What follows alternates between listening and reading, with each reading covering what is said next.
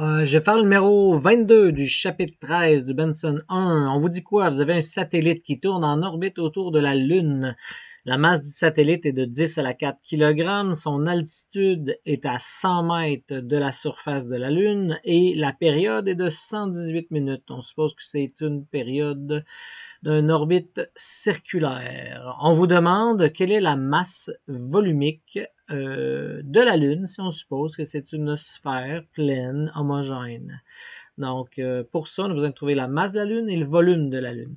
Donc, en bout de ligne, qu'est-ce qu'on sait? On sait ici qu'on a un objet qui tourne autour d'une masse centrale. On sait automatiquement que ça va en ligne avec la troisième loi de Kepler.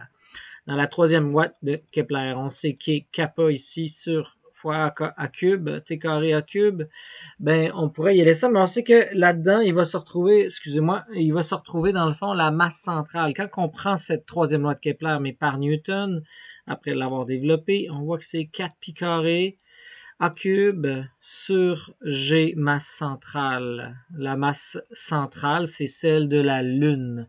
Donc, ainsi, je suis capable de déterminer la masse de la Lune de cette façon. Si j'isole la masse de la Lune, ça va être quoi? Ben, c'est 4 pi carré a cube sur, en bout de ligne, G fois T carré du satellite. Et A cube étant, dans le fond, le rayon de l'orbite de ce satellite. Donc, ici, je vais avoir ça, mais à ça, si je veux la masse volumique de la Lune, il faut que je divise par le volume. Donc, en bout de ligne, si je veux avoir la masse volumique, je vais avoir la masse volumique de la Lune comme étant la masse de la Lune surdivisée par le volume de la Lune. Puis le volume d'une sphère, c'est 4 tiers pi R cube.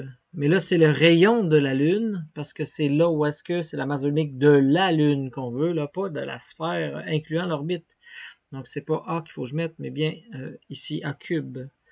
Donc, et là, je vais pouvoir mettre les deux en relation. Donc, je vais aller remplacer. Donc, ici, je vais avoir 4 pi carré A cube G T du satellite au carré. Tout ça, grande division par 4 tiers pi le rayon de la Lune au cube.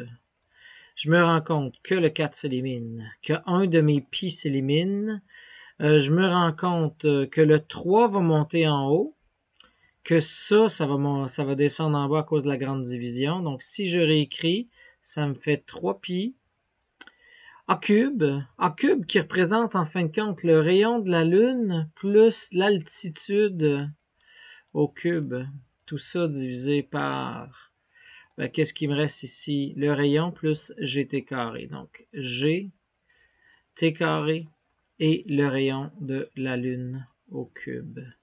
Donc, je vais pouvoir calculer la masse volumique de la Lune de cette façon en mettant chacun des chiffres. Mais attention, il ne faut pas juste mettre des chiffres. Mettre des chiffres, il faut mettre ce qui est en système international. Donc, 3pi, en bout de ligne, le rayon de la Lune. Là, je suis obligé d'aller chercher le rayon de la Lune qu'on a au début du Benson dans la liste, là, la deuxième page.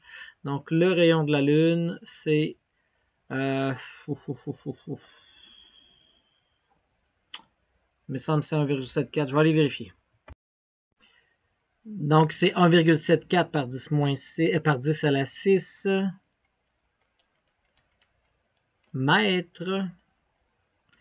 Hein? Donc, on va avoir ça. Fait qu'ici, je vais pouvoir faire 1, j'ai dit 7,4 puis j'ai écrit 7,6. 7,4 par 10 à la 6 mètres, plus l'altitude qui est 100 km. Donc, 100 km, c'est 10 à la 3 km. Plus fois 100, ça fait 10 à la 5 mètres. Tout ça divisé par, bon, 6,674 par 10 moins 11. Oh, ma période, attention, ma période, c'était 118 minutes. Donc, il faut que je le mette à fois 60. Donc, 118 fois 60, j'arrive à 7080, 7080. Que, attention, il faut que j'élève au carré. Et fois 1,74 par 10 à la 6. Donc là, ici, je vais aller enlever mes petites masses. Vous avez compris, les mètres, c'était pas nécessaire. Je l'avais mis juste pour que vous le voyez. Donc, si on pitonne le tout, 3 fois pi fois 1,74 à la 6 plus 5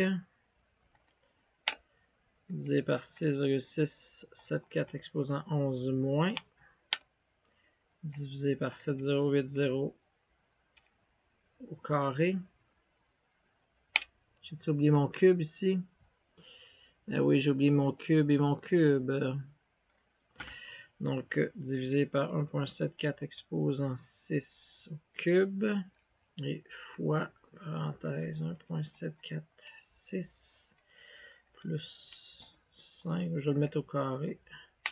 Donc, j'arrive à 3, 3, 3, 1,38, disons, kilogrammes par mètre cube. Puisque je suis dans mon système international, je finis dans mon système international.